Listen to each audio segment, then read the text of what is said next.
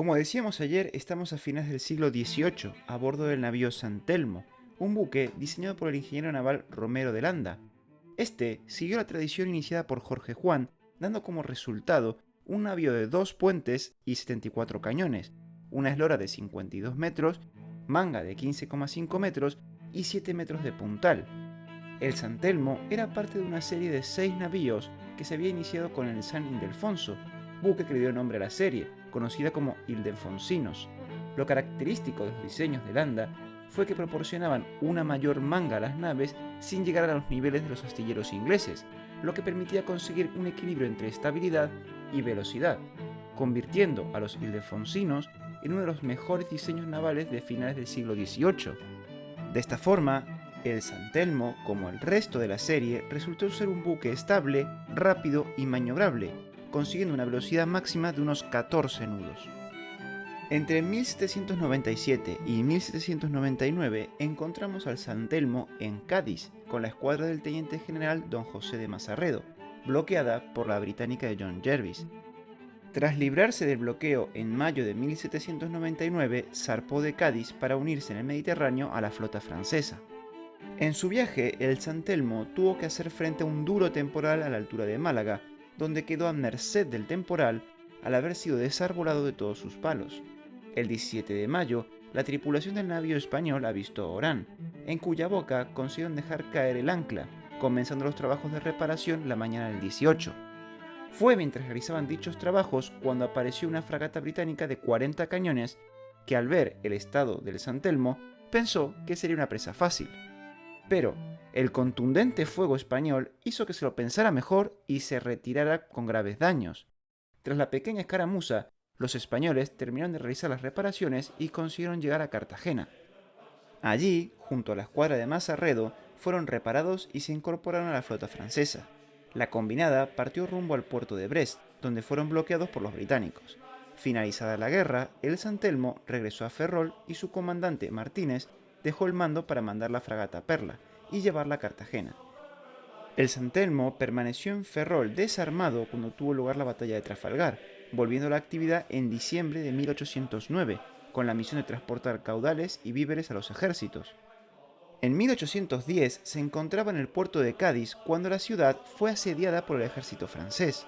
El 22 de mayo de aquel año zarpó de la ciudad andaluza quedando varado cerca del castillo de Santa Catalina, donde entabló un durísimo duelo artillero de 3 horas y media con el castillo, el cual se encontraba ocupado por los franceses.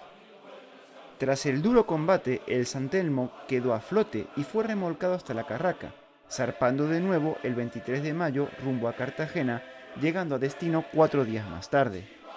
Al año siguiente se sumó a las operaciones contra corsarios franceses en la costa del Mediterráneo. Sin embargo, la historia del San Telmo estaba a punto de dar un vuelco. En 1819, España era un poco caótica. En la península había un enorme descontento con el gobierno de Fernando VII y movimientos independentistas se alzaron en la América española. En este contexto, llegaron peticiones de los gobernantes de las provincias en el Pacífico solicitando refuerzos. Fernando VII respondió a las solicitudes enviando una fuerza naval para reforzar el apostadero de El Callao. Además de transportar una fuerza militar, la escuadra también debía llevar la plata necesaria para pagar a las tropas realistas de la zona. El convoy, formado por 4 buques y 1.400 hombres, zarpó de Cádiz el 11 de mayo de 1819. Las naves que lo componían eran el San Telmo, bajo el mando del capitán de navío Joaquín de Toledo y Parra, la fragata Prueba, al mando de Manuel de Castillo, la fragata mercante armada Primorosa Mariana, de 48 cañones, bajo el mando de Melitón Pérez del Camino, y el navío Alejandro I, al mando de Antonio Tiscar Pedrosa. Este último formaba parte de un lote de 5 navíos comprados a los rusos con el objeto de dotar a la maltrecha armada de una mejor capacidad de combate. La compra se realizó a espaldas de la Armada Española y resultó un auténtico fiasco, ya que los navíos rusos fueron usados en el Atlántico cuando no estaban construidos para tal fin. De hecho, el Alejandro I, tras su salida del puerto, se vio obligado a volver a Cádiz porque sobre el trópico de Cáncer tuvo problemas de calafateado y vías de agua, salvándose así de un naufragio casi seguro. Aquella fuerza fue bautizada como División del Mar del Sur, estando bajo el mando de Rosendo Porlier y Asteguieta, de origen limeño, de larga experiencia naval y conocedor de lo que implicaba el paso del Cabo de Hornos en esa época del año. Es por ello que Porlier era muy pesimista sobre la suerte del San Telmo, tanto que al despedirse de Cádiz de su íntimo amigo, el capitán de fragata don Francisco Espelius, le dijo: «Adiós, Francisquito, probablemente hasta la eternidad». El convoy hizo escala en Río de Janeiro y Montevideo, excepto por Alejandro I, alcanzando el mar de Oces a finales de agosto.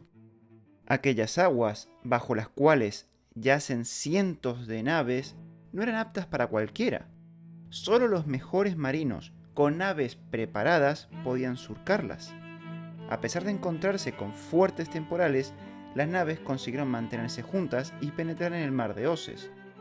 Sin embargo, la suerte comenzó a darles la espalda. La fuerza de los vientos aumentó, obligando a la escuadra a desviarse hacia el sur en busca de mejores condiciones.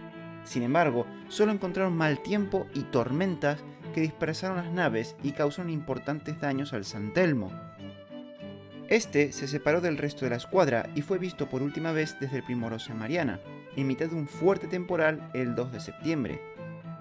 El San Telmo tenía graves averías en el timón y la verga mayor, lo que provocó que fuera arrastrado hacia el sur por la corriente para terminar encallando en lo que más tarde se conocerá como la isla Livingston.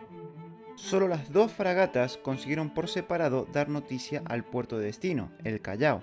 El día 2 de octubre lo hizo la Prueba y 7 días después la Mariana, la que informó haberse separado de San Telmo en la latitud 62 grados sur y longitud 70 grados oeste. Durante las siguientes semanas se esperó la aparición del San Telmo, escribiendo el jefe del apostadero del Callao en su informe sobre la demora del buque: «Cabe dudar en que el navío pueda haber remontado el cabo, y si lo hubiera conseguido es de recelar una arribada en los puertos de Chiloé o Valdivia a repararse, de donde espero en breve noticias». Pero, ¿qué ocurrió con el San Telmo y sus 644 hombres? Que casi seguro se convirtieron en los primeros en pisar la Antártida, ya que, por lo que sabemos, ningún ser humano había pisado aquel mundo helado antártico tras el primer avistamiento por parte de Gabriel de Castilla en 1603, quien pudo observarlo al verse obligado a desviarse con su barco por las tormentas. A diferencia del San Telmo, don Gabriel pudo volver a casa para contarlo. La tercera noticia que tenemos de un hombre por la Antártida ocurrió un mes más tarde del naufragio del San Telmo. En esta ocasión, un británico, William Smith, quien, por órdenes de la Royal Navy, andaba buscando un paso que permitiera cruzar el Cabo de Hornos, evitando los peligros que suponía su navegación. En su exploración, divisó las Shetlands. Sin embargo, no tocó tierra, sino que continuó navegando hacia Valparaíso, donde informó sobre su descubrimiento. Tras lo cual, Smith emprendió un nuevo viaje para poner pie en tierra, explorar aquellas tierras y reclamarlas para el Imperio Británico. Allí localizó unos restos de naufragio en la costa norte de la isla Livingston, el cual identificó como un navío español debido a que en la proa lucía como mascarón un león rampante, característico de las naves de guerra españolas. Smith, hombre honesto, informó de que no había sido el primero en poner su pie en la Antártida. Sin embargo, recibió órdenes de guardar silencio, lo cual aceptó, yéndose la honestidad por los poros. El silencio sobre lo hallado continuó hasta 1821, cuando otro británico, James Bedell, se acercó a la zona. Se le había encomendado cartografiar las tierras descubiertas. En los mapas recogió los restos del navío español. Incluso, en su obra, A Voyage Towards the South Pole, escribió: «Varias piezas de un naufragio fueron halladas en las islas del oeste, en apariencia pertenecientes a un buque de 74 cañones, probablemente los restos de un buque de guerra español perdido desde 1819 cuando hacía el pasaje hacia Lima». Bedell propuso la teoría de que los náufragos del San Telmo pudieron sobrevivir algún tiempo alimentándose de focas, debido a que encontraron abundantes huesos en las inmediaciones. Mientras tanto, en la península se confirmó la desaparición del buque, con sus 644 tripulantes, publicándose en mayo de 1822 lo siguiente en el Boletín Oficial del Reino. En consideración al mucho tiempo que ha transcurrido desde la salida del navío San Telmo del puerto de Cádiz el 11 de mayo de 1819 para el mar Pacífico y a las pocas esperanzas de que hubiera salvado este buque, cuyo paradero se ignora, resolvió el rey que, según propuesta del capitán general de la Armada, fuera dado de baja el referido navío y sus individuos. A pesar de que se realizaron varias misiones arqueológicas chilenas y españolas en los años 90, no se tienen resultados concluyentes de lo que ocurrió.